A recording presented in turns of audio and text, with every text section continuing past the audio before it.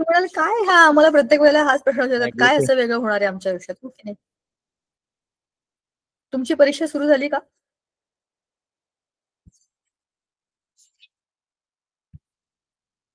Semester सुरू झाली का?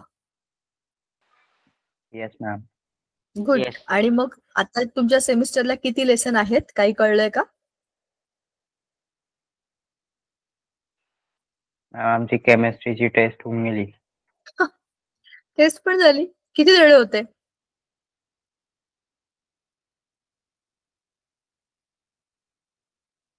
नाही, प्रथमेश एवढे मोठे मोठे पॉज घेत जाऊ नको, पटापट बोल. माईक ऑन ठेव आणि मला सांग एकूण किती लेसन होते?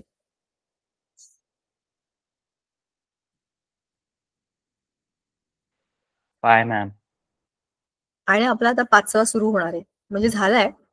आपण चौथा पूर्ण केला होता. तर तुम्हाला प्रॉब्लेम्स वगैरे आले होते का पेपरमध्ये, पहिल्या लेसन वरती, दुसऱ्या लेसन वरती?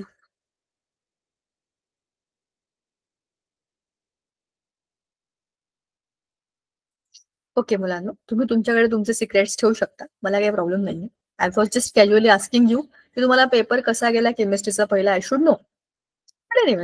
असं काय ते खूप असं क्रुशियल नाहीये की जे मला माहिती असलंच पाहिजे.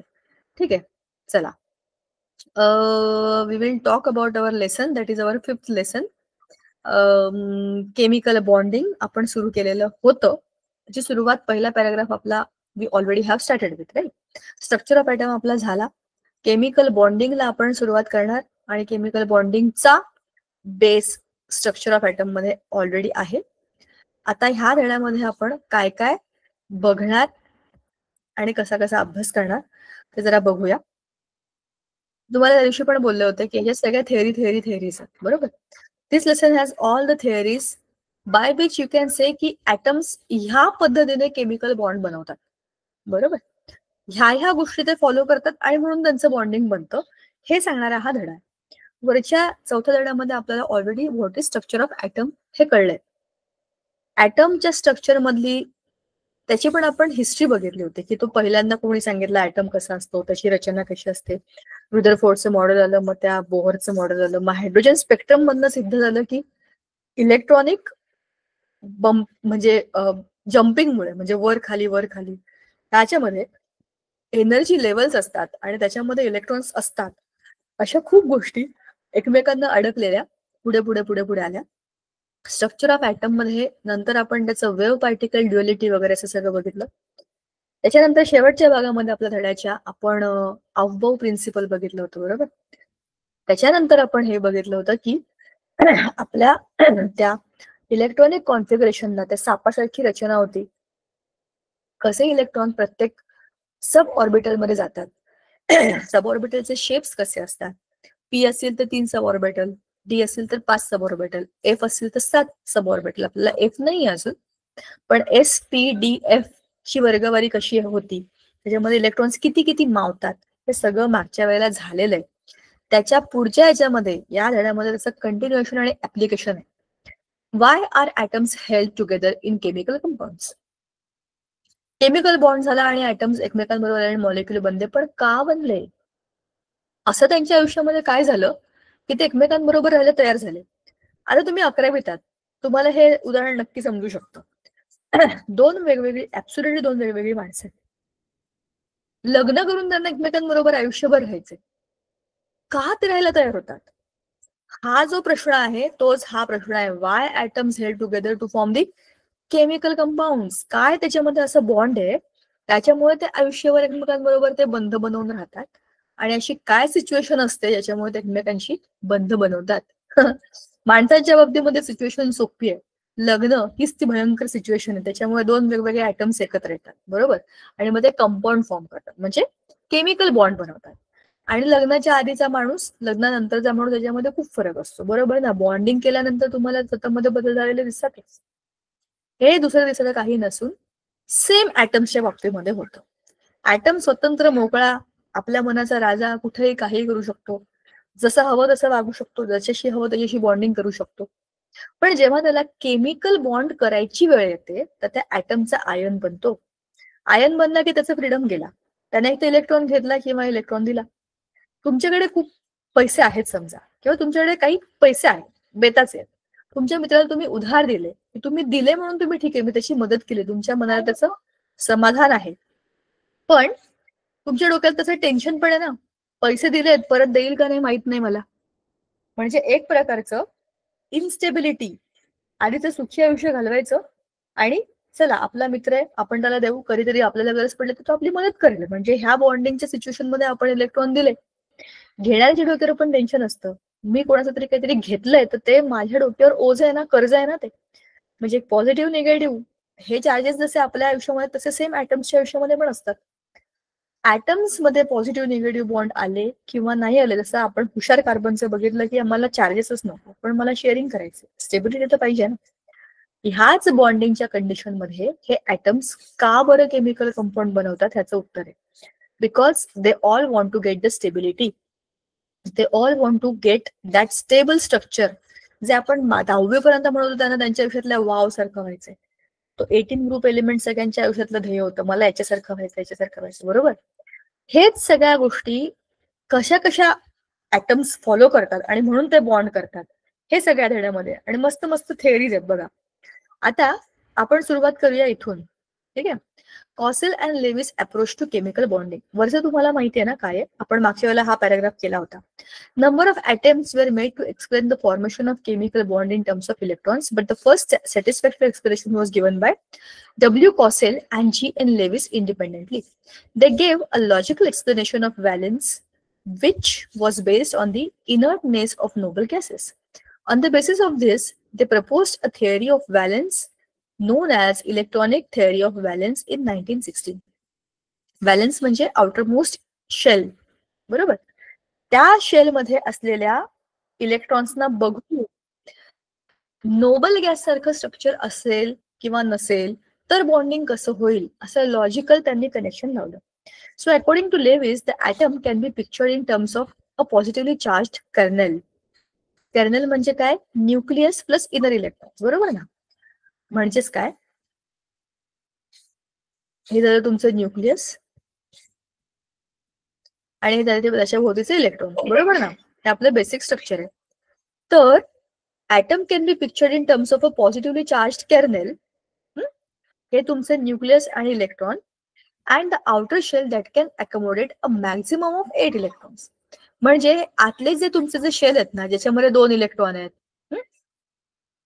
न्यूक्लियस आहे पहिला 1s आणि तुमचं न्यूक्लियस, हे तुमचं कर्नल नक्की असणार आहे, कर्नल. पण आउटर मोस्ट शेल मध्ये 1 इलेक्ट्रॉन आहे, 2 इलेक्ट्रॉन आहे, हे तुमचे 8 इलेक्ट्रॉन बनण्याच्या दिशेने धडपड करणार आहेत. तर ते आउटर शेल इलेक्ट्रॉन हे वेगळ्या गटात टाकलेत त्याने. Inner shell electrons and the nucleus is called as kernel. ठीक आहे. नाव outer shell can accommodate a maximum of 8 electrons. परत आपण जे म्हणतो त्याला अष्टक पूर्ण करायचे, अष्टक पूर्ण करायचे, हे तेच आहे ना. This octet of electrons represent a stable electronic configuration. म्हणजेच काय, हे जे ऑक्टेट बनलं, 8 इलेक्ट्रॉन मिळाले, तर ॲटम स्टेबल होतो. Lewis stated that each atom achieves stable octet during the formation of a chemical bond. म्हणजेच काय, या लेविस आणि कोसेल दोघांनी मिळून हे प्रपोजल दिलं होतं की असं असं केमिकल बॉन्डिंग होतं. कधीची गोष्ट आहे, 1916. म्हणजे त्या गोष्टीला 100 वर्ष अधिक 9 वर्ष झाली आता समजा. त्यांचं म्हणणं असं होतं की जेव्हा एखादा केमिकल बॉन्ड बनतो तेव्हा त्यातले जे ऍटम्स असतात ते त्यांना अष्टक पूर्ण करायचं असतं, इनर्ट गॅस सारखं. म्हणून ते काय करतात, त्याच्या हिशोबाने त्यांना चेंज करतात, बरोबर. आतलं कर्नेल म्हणजे जे पॉझिटिव्ह न्यूक्लियस आणि त्याच्या भोवतीचे फिक्स्ड इलेक्ट्रॉन, ते कशातच भाग घेणार नाही, ते तसेच राहणार आहेत. तो हा आतला भाग आहे. पण बाहेरचा जो भाग आहे, आउटर शेल, ज्याच्यामध्ये सगळी धडपड होणार आहे इलेक्ट्रॉनला जमवा करायची, ते कॉन्ट्रीब्युट करतं ऑक्टेट बनण्याकरता. ठीक आहे. Lewis stated that each atom achieves stable octet during the formation of a chemical bond. In case of sodium and chlorine, this can be achieved by transfer of 1 electron from sodium to chlorine. Na चा Na plus होणं आणि Cl चा Cl minus होणं, ह्याच्यातच काय झालं, octet complete झालं बघा. Na plus has 8 electrons and Cl minus also has 8 electrons in the outermost shell. So, positive negative charges and also the octets, the best situation, win-win situation for both, na. So sodium will now make a bond with chlorine, and NaCl is the ionic compound forming after their mutual attraction. आता in case of other molecules like H2, F2, Cl2, HCl, etc., the bond is formed by sharing of a pair of electrons between the atoms. This is covalent bond. वरती आपण जो बघितला तो ionic bond, खाली आपण जे बोलतोय ते covalent bond. We already know that in covalent bond there is sharing of electrons. Single bond, double bond, triple bond. We already have done in the carbon chemistry. We know that. पण फक्त carbon नाही, बाकीचे पण atoms covalent bonds बनवतात. मग असं covalent bond असलेले कोणतेही आयटम्स तुम्ही बघा, त्यांनी जेव्हा मॉलिक्युल्स बनवलं तेव्हा काय केलं, शेअरिंग केलं. आणि त्या प्रोसेसमध्ये पण त्यांनी काय केलं, त्यांचा ऑक्टेट कम्प्लीट करण्याचा प्रयत्न केला. सो तुम्ही बॉन्ड कसाही बनवा, असा बनवा किंवा असा बनवा, तुम्हाला तुमच्या आयुष्यामध्ये 8 इलेक्ट्रॉन पाहिजे. तुम्हाला सोप्या भाषेत सांगते, वर्षभर अभ्यास करा किंवा परीक्षेच्या आधी 2 दिवस जागून अभ्यास करा, 24 तास बसून राहा, वर्षभर बाकी सगळ्या गोष्टी करा, काहीही करा, पण परीक्षेत तुम्हाला पेपरमध्ये चांगलं लिहायचंय, बरोबर ना. तुम्ही असा बॉन्ड बनवा, तुम्ही तसा बॉन्ड बनवा, तुम्ही काही बनवा, तुम्हाला ऑक्टेट पाहिजे आयुष्यामध्ये, हे तुमचं ध्येय आहे. त्याच्याकरिता तुम्ही जे असेल ते करणार. करेक्ट. हे आहे ऑक्टेट रूल आणि ह्याच्यावरच आपला ऑक्टेट रूल आपल्या समोर येतो. So what this octet rule is, in 1916 Kossel and Lewis proposed an important theory of explanation of the formation of chemical bond known as electronic theory of valence. Valence या शब्दाचाच अर्थ आहे की valence shell मधले जे काही electron आहेत त्याच्यावरती based ही theory आहे. आणि इलेक्ट्रॉनिक का, कारण त्याच्यात इलेक्ट्रॉन्स आहेत ना. व्हॅलेन्स शेल मधल्या इलेक्ट्रॉन्सची theory. This theory is mainly based on the octet rule developed by Lewis.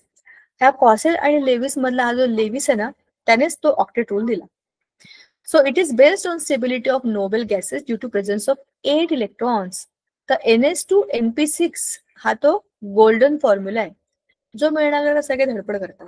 S मध्ये 2 इलेक्ट्रॉन असणार आहेत तर पी मध्ये 6 पाहिजे, काही करून एकूण 8 झाले पाहिजे. व्हॅलेन्स शेल मध्ये 8 आहेत का, सुखी.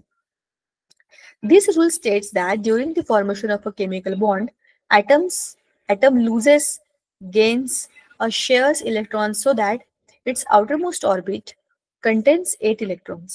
बरोबर. काही करतात ते, इलेक्ट्रॉन देतात, घेतात, शेअर करतात, पण त्याचा एकच उद्देश असतो की आयुष्यामध्ये 8 इलेक्ट्रॉन पाहिजे. Therefore the atom attains the nearest inert gas electronic configuration. म्हणजेच ते काय करतात, एखाद्या ऍटमच्या ऑक्टेट सारखं, ते ऍटम कोण आहेत, त्यांच्या आयुष्यातले वाव, त्या आवर्तामधले, त्या पिरियड मधले जे कोणी इनर्ट ऍटम्स आहेत त्यांच्यासारखं त्यांच्या मागच्या सगळ्यांना व्हायचं. The octet rule is found to be very useful in explaining the normal valence of elements and in the study of the chemical combination of atoms leading to the formation of molecule. However, it should be noted that octet rule is not valid for hydrogen and lithium atoms. Hydrogen ची valency आहे 1. Hydrogen बनवू शकतो 2 चाच bond, म्हणजे त्याला helium सारखं व्हायचंय. लिथियमचा atomic number आहे 3. त्याच्या व्हॅलेन्स शेल मध्ये आहे एकच इलेक्ट्रॉन. 1 इलेक्ट्रॉन दिला ना की तो सुखासुखी helium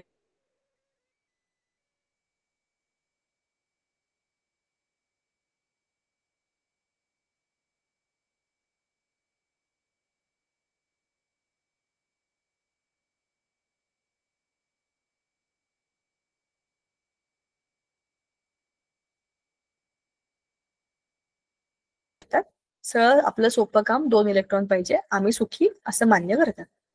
ionic bond. What the ionic bond is, formation of sodium chloride. आता हे आपण विचार करणार आहे आपल्या वरच्या अभ्यासाप्रमाणे. आपल्याला माहिती इलेक्ट्रॉनिक कॉन्फिगरेशन कसं लिहायचं असतं, Z इज इक्वल टू 11, म्हणजे ऍटॉमिक नंबर 11 आहे. मग आपलं ती झुकझुक गाडी आठवते, 1s2 2s2 2p6 3s1, संपलं. इथपर्यंत किती इलेक्ट्रॉन झाले, 10. तुम्हाला कुठलं पण इलेक्ट्रॉनिक कॉन्फिगरेशन लिहायचं असेल ना 10च्या वरचं, तर हे तुम्हाला लिहावंच लागेल, 1s2 2s2 2p6. ह्याच्यात काहीच चुकण्यासारखं नाहीये, हे पाठच करायचं. जसं आपण म्हणतो ना कुठल्याही पूजेला सुरुवातीला गणपतीची पूजा करायची, तसं तुम्ही कुठलं इलेक्ट्रॉनिक कॉन्फिगरेशन लिहा 10च्या वरचं, तुमचे हे बदलणार नाही. 1s2 2s2 2p6 इथपर्यंतचा आपला मंत्र पाठच ठेवायचा. मग 10च्या पुढे 11 असेल तर ते काय होईल, 3s1. क्लोरीनच्या बाबतीमध्ये 17 इलेक्ट्रॉन आहेत ना, तर 1s2 2s2 2p6 आपला मंत्र झाला.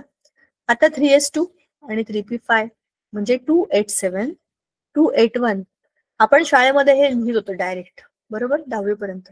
आणि आलं कुठून? इथे आलं. तर 10वीचं कनेक्शन आपल्या पुस्तकामध्ये इथे आहे. आता sodium has 1 electron in its valence shell. It has a tendency to lose 1 electron to acquire the configuration of nearest noble gas neon.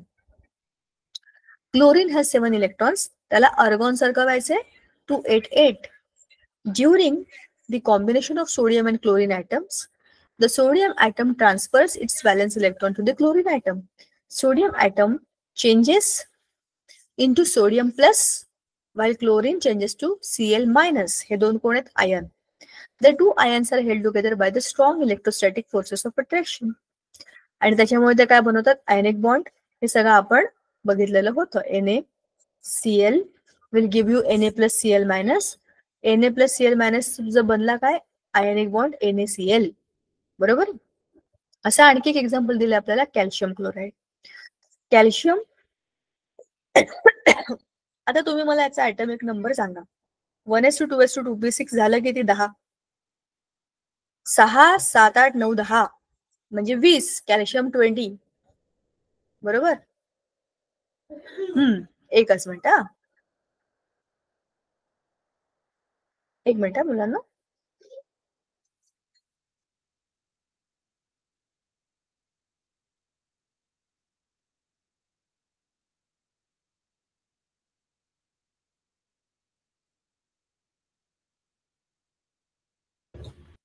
Yes. हा. ओके. तर कॅल्शियम क्लोराईड ह्या आपल्या मॉलिक्युलमध्ये कॅल्शियमचा ऍटॉमिक नंबर झाला 20, क्लोरीनचा 17.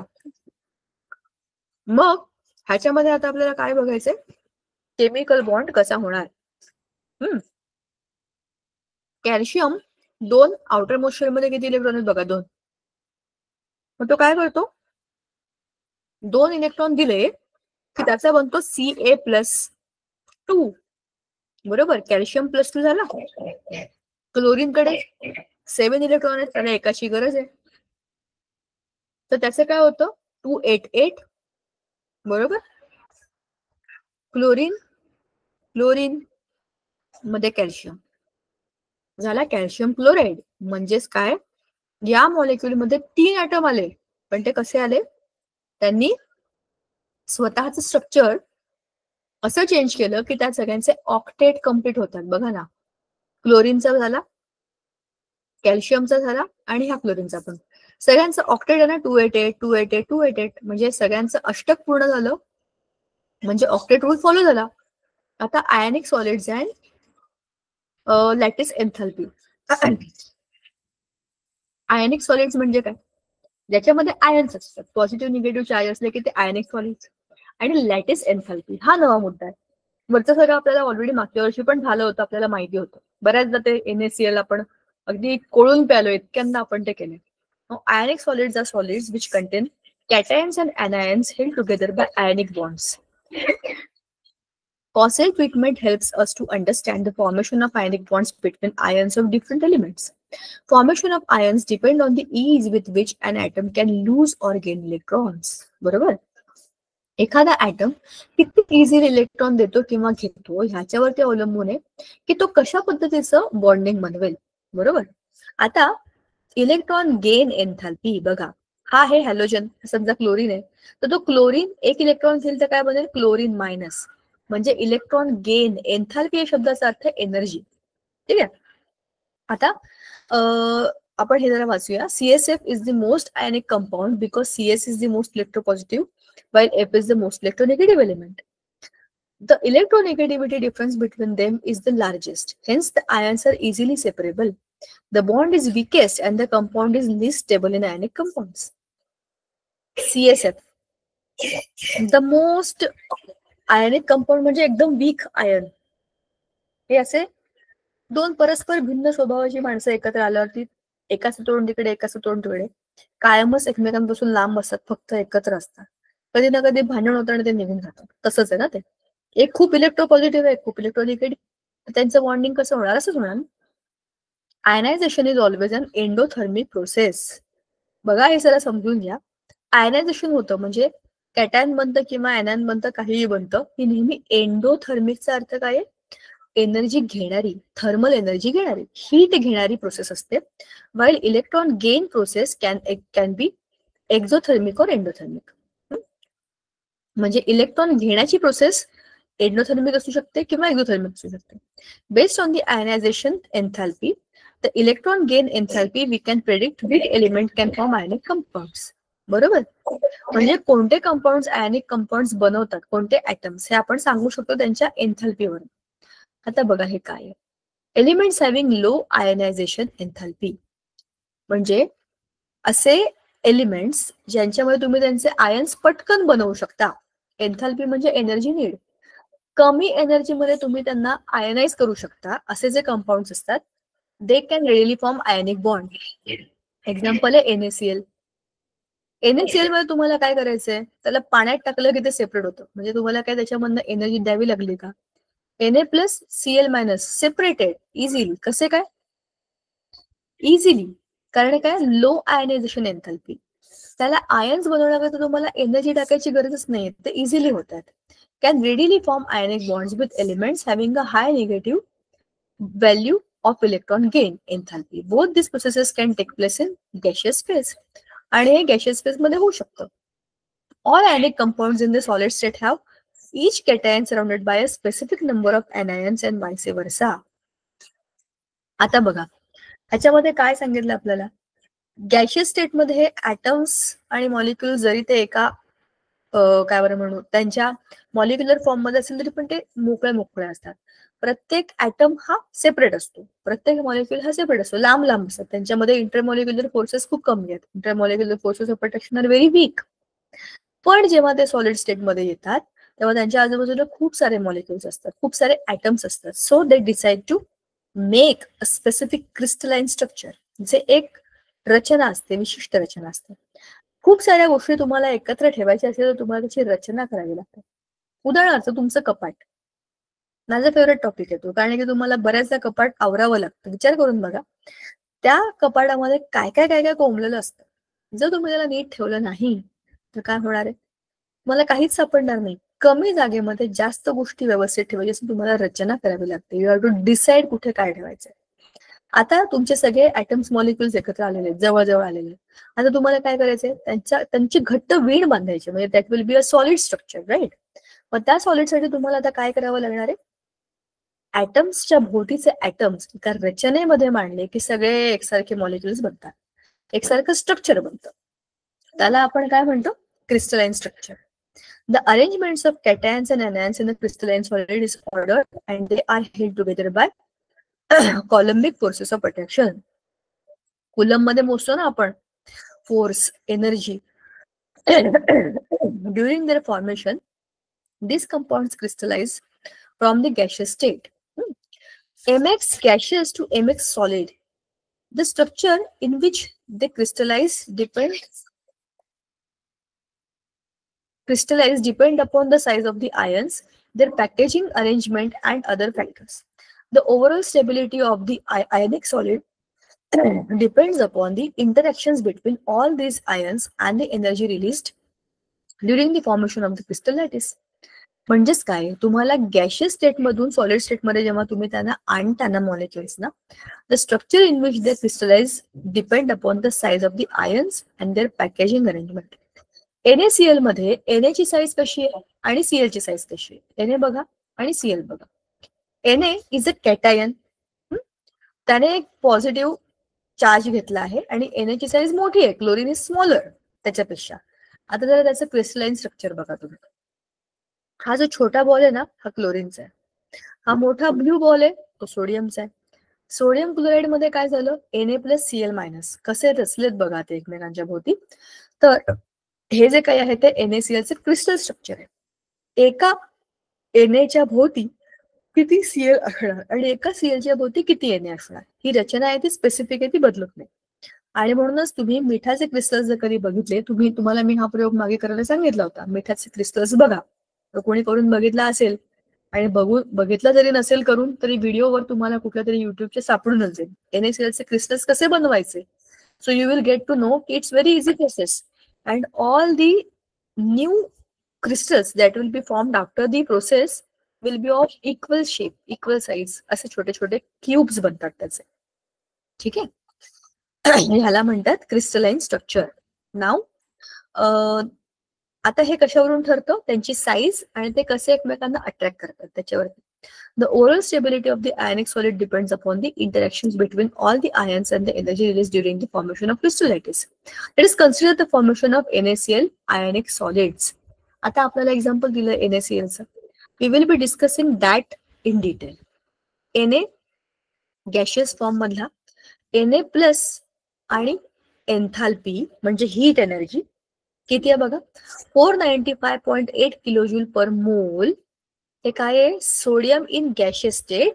त्याचा आपण बनवला सोडियम आयन, म्हणजे त्याचा इलेक्ट्रॉन दिला आपण, त्याच्यामध्ये किती हीट जनरेट झाली, ती झाली 495.8 किलोजूल पर मोल. क्लोरीनने एक इलेक्ट्रॉन घेतला, म्हणजे तसं झाला एनायन, आणि त्याने एनर्जी जी काही घेतली ती आहे -348.7 किलोजूल पर मोल. आता ह्या दोघांचं तुम्ही जेव्हा ऍडिशन कराल तर एक प्लस एक मायनस आहे ना, that answer is plus 147.7 kilojoule per mole. आता हे पॉझिटिव्ह निगेटिव्ह डिफरन्स तुम्हाला मिळते, जो नंबर मोठा असेल त्याची साईन आपल्या आन्सरला येते. 495 इज ग्रेटर दॅन 348, मग आपलं आन्सर आलं प्लस 147.7 किलोजूल पर मोल. आता काय झालं ते बघा, conversion of NaCl gas to NaCl solid is associated with the release of energy which is -788 kilojoule per mole. This released energy is much more than the absorbed energy. म्हणजे release केलेली energy ही absorb केलेल्या energy पेक्षा खूप जास्त आहे. Release केलेली energy म्हणजे ही energy बाहेर टाकलेली आहे त्या मॉलिक्युलने. कशापेक्षा, ऍटम्सने एनर्जी ऍब्झॉर्ब केली आणि त्यांचे आयन्स बनले, ती एनर्जी त्यांनी ऍब्झॉर्ब केलेली होती ना, त्याच्यापेक्षा क्रिस्टल बनल्यावरती, त्याचं NaClचं स्ट्रक्चर बनल्यावरती, क्रिस्टल नाही सॉरी, मॉलिक्यूल बनल्यावरती जी काही एनर्जी रिलीज झाली ती जास्त होती. The stability of an ionic compound can be estimated by knowing the amount of energy released during crystal lattice formation and not just by the energy associated with the completion of octet around the ionic species in the gaseous state alone. नुसताच octet बनला, तयार झाला त्याचा octet is stable, चला म्हणजे तो stable झाला असं होत नाही. ऑक्टेट झाला आहे तर त्याचं क्रिस्टल स्ट्रक्चर कसं बनेल का नाही, एनर्जी किती लागेल, एवढी एनर्जी असेल तर तो स्टेबल राहील का नाही, कमी एनर्जी बनवत असेल तर आयनिक कंपाऊंड बनवेल का नाही, ह्या सगळ्या गोष्टीमध्ये येतात.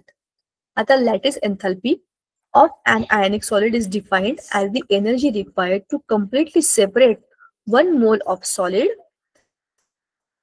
ionic compound into the gaseous compounds. म्हणजे आता क्रिस्टल एन्थाल्पी तुम्हाला जसं मी म्हटलं इट्स ऑल अबाउट एनर्जी. तर क्रिस्टल एन्थाल्पी किंवा लॅटिस एन्थाल्पी म्हणजे काय आहे, की ती एनर्जी आहे दॅट इज रिक्वायर्ड, बघा, energy required to completely separate 1 mole of solid ionic compounds into the gaseous compounds. Solid मधले आपलं समजा आता NaCl आपण 1 मोल म्हणजे किती, त्याच्या वजना इतकं. NaCl चं वजन आपण काढलं क्लोरीन 35 आणि सोडियम 23 है ना, बरोबर ना, करा बरोबर, 22 23 सोडियम आहे, तर 35 अधिक 23 किती होतात, 35 45 55 56 57 58च्या आसपास काहीतरी 58.5 ग्रॅम्स असं होईल 1 mole of NaCl in gaseous state. आता हा 1 mole of NaCl in gaseous state, sorry solid state जे काही बनलंय त्याला आपल्याला गॅशियस स्टेट मध्ये आता चेंज करायचं, त्याला state of the matter has changed. त्याच्याकरता जितकी एनर्जी लागेल ना आपली ती आहे आपल्या लॅटिस फॉर्मेशनची एनर्जी. ठीक आहे, आता lattice enthalpy of NaCl is -788 kilojoule per mole, which means that 788 kilojoule of energy is required to separate 1 mole of NaCl into 1 mole of gaseous Na plus आणि Cl minus to an infinite distance. आता एक crystal किंवा एक NaCl चा molecule तुम्ही घेतला, कुठल्या state मधला, आपण आता बोलतोय गॅशियस स्टेट मध्ये. ठीक आहे, त्या गॅशियस स्टेट मधल्या NaCl ला तुम्हाला आता 1 मोल एवढ्या क्वांटिटीला Na वेगळे केले, Cl मायनस वेगळे केले, असं करण्याकरता किती एनर्जी लागेल तुम्हाला? 788 किलो जूल एवढी एनर्जी लागेल असं त्याचं म्हणणं आहे. ठीक आहे. Now lattice enthalpy values of some ionic compounds. LiCl, NaCl, BeF2, CaCl2, aluminium trichloride, हे सगळी lithium chloride, sodium chloride, beryllium difluoride, calcium dichloride, aluminium trichloride, ह्या सगळ्या कंपाऊंड्सना त्यांची लॅटिस एन्थॅल्पी तुम्ही बघितली तर ती कशी वाढत जाते बघ. बरोबर. For some anion and different cations, cations having higher charge have large lattice energies than compounds having the cations with lower charge. म्हणजे कॅटायन्स म्हणजे कोण? जे पॉझिटिव्हली चार्ज आयन्स बनवतात. आता Al हा त्यातला कॅटायन आहे, Al+3 आहे आणि कॅल्शियम +2 आहे, सोडियम +1 आहे. म्हणजेच काय? आता जरा ह्याच्यामध्ये त्यांनी इन्क्रीजिंग ऑर्डर प्रमाणे सांगितलेलं आहे. Cations having higher charge have higher व लार्ज लॅटिस एनर्जीज. बघा कॉमन सेन्स आहे. AlCl3 मध्ये Al+3 आहे, त्याची लॅटिस एनर्जी किती आहे? 5492. कॅल्शियम मध्ये Ca+2 आहे, बरोबर, Fe+2 आहे. बघा विचार करा, Be 30-20, कॅल्शियम 28-22-58 आणि अल्युमिनियम प्लस ते 54. म्हणजे विचार करा, हे 4 डिजिट नंबर आणि हे 3 डिजिट नंबर, किती फरक आहे? Energy has increased. आता as the size of cation decreases, lattice energy increases. Size of cation decrease म्हणजे काय? तुम्ही पिरियॉडिक टेबलमध्ये जसं वरून खाली जाणार तसं तुमचे ऍटमची साईज वाढणार आहे. पण जर तुम्ही खालून वर गेलात म्हणजे अल्युमिनियम, कॅल्शियम वरती सोडियम असं खालून वर गेलात तर काय होणार आहे? तुमची लॅटिस एनर्जी इन्क्रीज होणार आहे. As the cation decreases, size of the cation decreases, the lattice energy increases. आता हे आपण कोणाचं बोलतोय? दुसऱ्या lithium fluoride, sodium fluoride, potassium fluoride, हे एकाच ग्रुप मधल्या आपण आता एलिमेंट्स बोलतोय. हे वेगळे आहेत, वेगवेगळ्या डी ग्रुप मधले आहेत. हा तर एस ब्लॉक एलिमेंट आहे, Na. ठीक आहे. तुम्ही म्हणाल हे असं काय उलट काय झालं? हे वेगळं आहे, खालचं वेगळं आहे. कोव्हॅलेंट बॉन्ड, आपल्याला माहिती आहे कोव्हॅलेंट बॉन्ड काय असतो, शेअरिंगमुळे तो होतो. आता लेविस म्हणजे इलेक्ट्रॉन डॉट स्ट्रक्चर पण आपल्याला झालं होतं 10वीत असताना. तर आता आपण हे खालचं वाचूया बरं का. The attractive force which exists due to the mutual sharing of electrons between two atoms of similar electronegativity or having small difference in the electronegativity is called as covalent bond. आपल्याला हे ऑलरेडी माहिती आहे. आणि H2 मॉलिक्युलचा आपण covalent bond कसा असतो हे आता बघूया. H is 1s1, बरोबर. आता ऑक्टेट रूल प्रमाणे त्याला 8 इलेक्ट्रॉन किंवा 2 electron, hydrogen is a special case, त्याच्यामध्ये एकच प्रोटॉन आहे न्यूक्लियस मध्ये, म्हणून त्याला काय करायचंय? एकच इलेक्ट्रॉन गरजेचं आहे. 2च इलेक्ट्रॉन त्याच्या व्हॅलन्स शेल मध्ये असेल तर त्याचं ड्युप्लेट पूर्ण होईल, मग त्याची स्टेबिलिटीची स्टेज येईल. करेक्ट. मग तो काय करतो? अदर मग तो काय करतो? हा हायड्रोजन डॉट ते काय करतात? शेअर्ड पेअर ऑफ इलेक्ट्रॉन आणि एक सिंगल बॉन्ड, एक लाईन म्हणजे 2 इलेक्ट्रॉन, बरोबर. अशा पद्धतीने त्यांचं ते H2 मॉलिक्युल बनवतात, कोव्हॅलेंट बॉन्ड. क्लोरीन मध्ये काय होतं? Cl, क्लोरीन आणि chlorine single single unpaired electron दोघांकडे आहेत, ते म्युच्युअल पेअरिंग करतात त्याचं आणि Cl2 चा एक मॉलिक्युल बनतो. आता द डॉट्स रिप्रेझेंट दी, आता ह्या लेविस डॉट स्ट्रक्चर आपल्याला झाले ऑलरेडी 10वीत असताना, बरोबर ना. एका लाईन मध्ये 2 डॉट म्हणजे एक bond is equal to 2 dots. Hydrogen requires duplet, oxygen acquires octet H2O, all atoms acquire octet. ह्याच्यामध्ये सगळ्यांना ऑक्टेट आहे. ठीक आहे. Formation of multiple bond. When two atoms share one electron pair, they are said to be joined by a single covalent bond. आता ही ती concept आहे जी आपण already 10वीला केलेली होती. जेव्हा आपण सिंगल बॉन्ड बनवतो, बघा इथे H आणि C मध्ये वरती सिंगल बॉन्ड आहे, एक हायड्रोजनचा इलेक्ट्रॉन, एक कार्बनचा electron, is a single bond. पण कार्बन आणि ऑक्सिजन याने असे 2 इलेक्ट्रॉन दिले, याने पण असे 2 इलेक्ट्रॉन दिले, म्हणजे एकूण 4 इलेक्ट्रॉन हे डबल बॉन्ड मध्ये शेअर झालेत. 2 तुझे 2 माझे, तर तो होतो डबल बॉन्ड. असाच ट्रिपल बॉन्ड पण असतो. आता इथे बघा, कार्बन कार्बनने बाजूबाजूच्या दोन मुलांनी आपल्याकडे असलेल्या सगळ्या गोष्टी शेअर केल्या. 2 इलेक्ट्रॉन 2 इलेक्ट्रॉन 2 इलेक्ट्रॉन, म्हणजे ह्याने ह्याचे 4 पैकी 3 इलेक्ट्रॉन आणि याने पण ह्याचे 4 पैकी 3 इलेक्ट्रॉन शेअर केले एकमेकांना. तसं या नायट्रोजनचं पण आहे. ह्यांनी पण त्यांची काय बरं म्हणतो आपण, पेयर्ड इलेक्ट्रॉन्स 2 आहेत ते बाजूला ठेवा, पण 3 ह्याचे 3 ह्याचे, झाले की नाही? Triple bond is ready. ह्याच्यामध्ये पण डबल बॉन्ड आणि याच्यामध्ये सिंगल आणि ट्रिपल बॉन्ड असे आपल्याला हे 3 मॉलिक्युल्स दिसतात. त्याच्यामध्ये multiple bonding, single, double, triple, आता रिव्हिजन झालं आपलं. आता आपल्याला पुन्हा तेच सांगितलंय की लेविस डॉट स्ट्रक्चर मध्ये काय आहे, dot is equal to electrons, line is equal to 2 electrons, बरोबर. Steps to write the Lewis dot structure, हे आपण आता वाचायची गरज आहे का, आपल्याला ऑलरेडी माहिती आहे. Add the total number of valence electrons combining atoms in the molecule. Write skeletal structure of the molecule to show the atoms and number of valence electrons forming the single bond between the atoms. आपल्याला लिहायचं असतं carbon, nitrogen, जे जे लोक त्याच्यामध्ये आहेत ते सगळं लिहायचं. मग त्यांचे व्हॅलेन्स इलेक्ट्रॉन किती हे आपल्याला लिहायचे, बरोबर. असंच करतो ना आपण Lewis dot structure. Add remaining electron to complete the octet of each atom. The octet is not complete. If the octet is not complete, form multiple bonds between the atoms such that octet of each atom is complete. बरोबर. म्हणजे काय करायचं आता आपल्याला, जर तो octet complete नसेल तर आपल्याला तो मल्टिपल बॉन्ड्स बनवून ऑक्टेट पूर्ण करायचा असतो. If anion add 1 electron for each negative charge, म्हणजे anion मध्ये काय करायचं, एक इलेक्ट्रॉन ऍड, एक चार्ज वाढवायचा, अजून एक इलेक्ट्रॉन -2, अजून एक इलेक्ट्रॉन -3. जितके इलेक्ट्रॉन वाढत जातील तितके मायनस चार्ज वाढत जातील. इन कॅटायन्स रिमूव्ह और subtract 1 electron from balance electron for each positive charge, बरोबर ना. तर तुम्ही कॅटायन कसं बनवणार, एक इलेक्ट्रॉन गेला +1, आणखीन गेला +2, आणखीन गेला +3, असं तुम्ही त्याच्यामध्ये वाढवू शकता. In polyatomic atoms and ions, the least electronegative atom is the central atom. For example, S is the central atom in SO4 -2. ठीक आहे ना. आता पॉलीएटॉमिक ऍटम्स आणि आयन्स मध्ये काय सांगितलंय, द लीस्ट इलेक्ट्रोनिगेटिव्ह ऍटम कोणता आहे, sulphur. N is the central atom in NO3. Polyatomic म्हणजे काय, एकाहून जास्त ऍटम्स असलेल्या मॉलिक्युल्स मध्ये तो सगळ्यात कमी इलेक्ट्रोनिगेटिव्ह आहे, म्हणजे तो इलेक्ट्रॉन्स खेचून घेण्याची त्याची कॅपॅसिटी जरा कमी आहे, सगळ्यात कमी आहे, तो मध्ये असतो. नायट्रोजन पेक्षा ऑक्सिजन जास्त आहे, नायट्रोजन मध्ये आणि ऑक्सिजन बाजूला, अशी त्याची रचना आपोआप होते.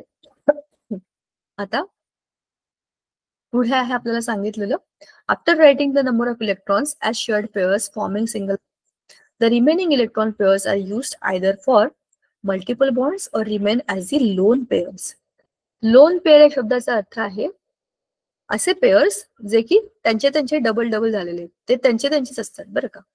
आता इथे बघितलं ना, मी तुम्हाला म्हटलं हा नायट्रोजनचे हे 2 जे आहेत ते, या नायट्रोजनचे हे 2 आहेत, हे काय लोन पेअर्स आहेत. त्यांचं स्वतःच एकमेकांशी ठरलं की आपण एकत्र राहायचं आणि ते तिथेच बसले, बाकीचे धडपडतायत ऑक्टेट बनवण्यात. ठीक आहे. आता ह्याच्यामध्ये आपल्याला खाली ह्या टेबलमध्ये लेविस डॉट स्ट्रक्चर दिलेले आहेत. हायड्रोजन कसा लिहिलाय, ऑक्सिजन कसा लिहिलाय, O3 कसा लिहिलाय, NF3 कसा लिहिलाय, CO3 -2 कसा लिहिलाय बघा. CO3 स्ट्रक्चर ब्रॅकेटच्या बाहेर -2, पूर्ण मॉलिक्युलला तो -2 चार्ज आहे. HNO3 कसा आला, HNO3. Write Lewis structure of nitrite ion NO2-. ठीक आहे. NO2-, नायट्रोजन मध्ये किती इलेक्ट्रॉन, ऑक्सिजन मध्ये किती इलेक्ट्रॉन, 18. आणि आता त्याच्यामध्ये आपल्याला स्ट्रक्चर कसं काढायचं, नायट्रोजन आणि oxygen, NO2, double bond single bond ठरवावं लागेल आपल्याला. आता इलेक्ट्रॉन्स किती आहे तिकडे आणि इकडे, असे जिकडे डबल डबल आले तिथे डबल बॉल करून टाकायचा, आणि जिकडे सिंगल आले एकमेकांबरोबर त्यांनी सिंगल सिंगल शेअर केलं. जसं इथे बघा ना, ह्या नायट्रोजनचे 2 आणि ह्या ऑक्सिजनचे 2 इकडे, इकडे 2 आणि 2, बरोबर. म्हणजे मधल्या नायट्रोजनने एका कार्बन बरोबर डबल बॉन्ड केलाय, इकडे बघा. दुसऱ्या ऑक्सिजन बरोबर सिंगल बॉन्ड केलाय, NO2, करेक्ट. अशा पद्धतीने आपण ही रचना काढू शकतो. आता आणखीन एक एक्झाम्पल दिलेलं आहे. तुम्ही वाचलं तरी पण तुम्हाला कळेल. Write the Lewis structure of CO molecule. Carbon ऑक्साईडच्या मॉलिक्यूल मध्ये काय झालं, कार्बन आणि oxygen. Carbon oxygen valence shell electron किती आहेत, 4. म्हणजे व्हॅलेन्सी कार्बनची 4, ऑक्सिजनची किती 6, 1 2 3 4 5 6. मग ह्या कार्बनचे 2 आणि ह्याचे 6 असं असेल तर काय करतील, ते एकमेकांशी बॉन्डिंग करतील ना. CO कार्बन 2 इलेक्ट्रॉन ठेवले इकडे, 2 आणि ह्याचे 2 असे घेतले की काय झालं, याचं ऑक्टेट आणि ह्याचं पण, दोघांचंही ऑक्टेट कम्प्लीट होऊन जातं, बरोबर ना. अशा पद्धतीने आपण त्याची रचना काढू शकतो लेविस डॉट स्ट्रक्चर. आता फॉर्मल चार्ज. आता हे काय आहे, the Lewis dot diagrams help us to get a picture of bonding in molecules which obey the octet rule. In case of polyatomic molecules, double bonds or sometimes triple bonds are present and can be represented by more than one Lewis structure. In the case of CO3-2, we have 3 dot diagrams. म्हणजे तुम्ही रचना 3 वेगवेगळ्या पद्धतीने करू शकता, कारण की तुम्ही त्यांचं इलेक्ट्रॉनिक कॉन्फिगरेशन तसं लिहिणार, बरोबर. आणि मग त्याची रचना करताना तुम्हाला इकडे तिकडे तिकडे अशा वेगवेगळ्या ठिकाणी बॉन्डिंग बदलता येते आणि ते तुमच्या स्ट्रक्चरमध्ये तुम्ही दाखवू शकता. बघा आता, कार्बन मध्यभागी, ऑक्सिजन 3 बाजूला. ऑक्सिजन मध्ये किती 6 आहेत आणि कार्बन मध्ये किती 4 इलेक्ट्रॉन आहेत. ह्या कार्बनने या ऑक्सिजन बरोबर शेअरिंग केलं तर इथे डबल बॉन्ड बनेल. ह्या कार्बनने या ऑक्सिजनशी केलं शेअरिंग तर इथे डबल बॉन्ड बनेल. आणि या दोघांनी केलं तर इकडे या बाजूला डबल बॉन्ड बनेल. म्हणजेच काय, डबल बॉन्ड्स, कार्बन ऑक्सिजनचा डबल बॉन्ड, इथला डबल बॉन्ड, इथला डबल बॉन्ड, असे तुम्ही 3 स्ट्रक्चर्स काढू शकता आणि तीनही बरोबर आहेत. ऑक्सिजन आणि carbon, these are the atoms. त्याच्यामध्ये इकडचा इकडचा इकडचा असा काही भेद नसतो. त्यांची रचना 3 डायमेन्शनल कशी आहे त्याच्यावरती आपण त्यांना म्हणजे मांडू शकतो. Double bonds can be present between carbon and any one of the 3 oxygen atoms. Formal charges can help us in assigning bonds when several structures are possible. Formal charge is the charge assigned to an atom in a molecule, assuming that all electrons are shared equally between atoms, regardless of their relative electronegativities. While determining the best Lewis structure per molecule, the structure is chosen such that the